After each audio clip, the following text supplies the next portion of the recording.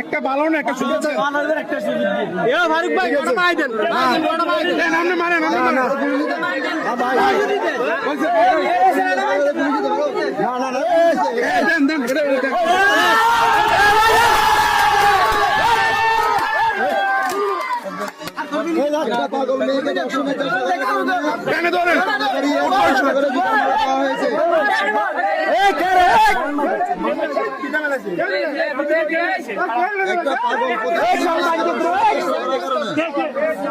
জুতোর বালা গলা এবং জুতো দিয়ে প্রতিবাদ করা হয়েছে।